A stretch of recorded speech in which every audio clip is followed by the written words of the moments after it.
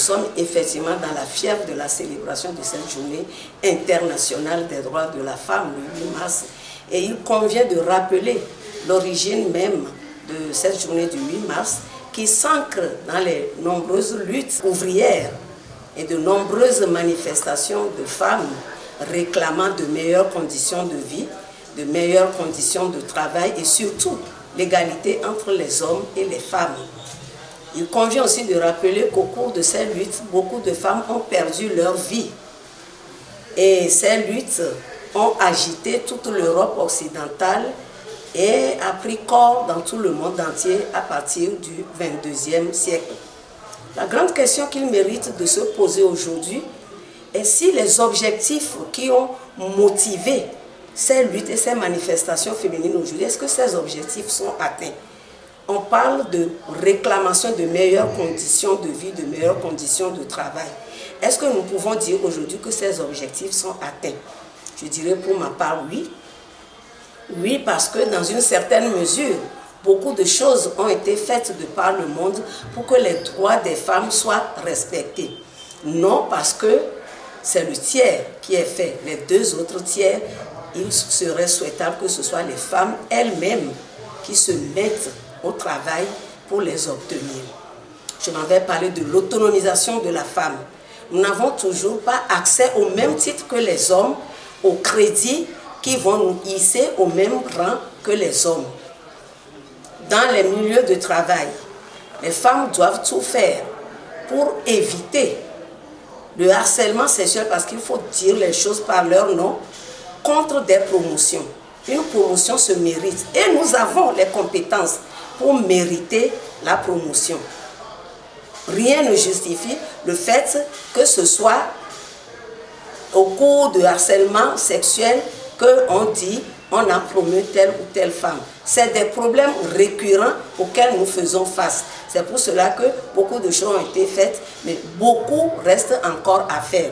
Je dirais également non, parce que quand je transpose la célébration d'une journée des droits de la femme à la journée du 31 juillet, c'est-à-dire à la femme africaine, je dirais que si la journée du 8 mars avait pu combler les attentes des femmes africaines, il y aurait plus de 31 juillet.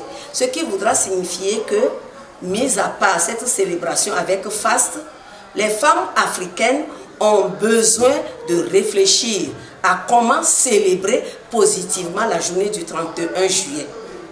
C'est une spécificité, nous devons la maintenir.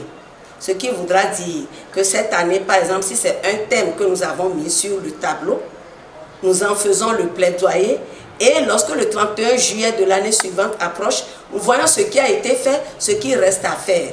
Au lieu de nous draper dans nos grands boubous pour dire que nous célébrons la journée internationale du 8 mars et ça s'arrête là, le 31 juillet se doit d'être célébré avec la même faste que le 8 mars. Aujourd'hui, nous voyons des femmes chefs d'État, chefs de gouvernement, présidente à l'Assemblée nationale. Et nous pouvons nous acclamer au Togo parce que nous avons un chef de l'État qui reste à l'écoute de toutes les couches sociales et qui ne veut laisser aucune couche sociale sur les carreaux. Il a compris très tôt qu'il peut composer avec les femmes pour réussir sa politique, sa vision de faire du Togo une nation unie et prospère. Mais qu'est-ce que nous-mêmes femmes nous faisons pour appuyer ces deux dames qui se donnent corps et âme, bec et ongles pour que nos droits soient respectés?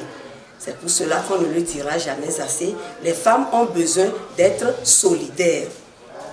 Quand il s'agit d'aller aux urnes, c'est un exemple parmi tant d'autres, les hommes savent que c'est nous qui tenons le micro. Et la nuit, ils viennent vous voir.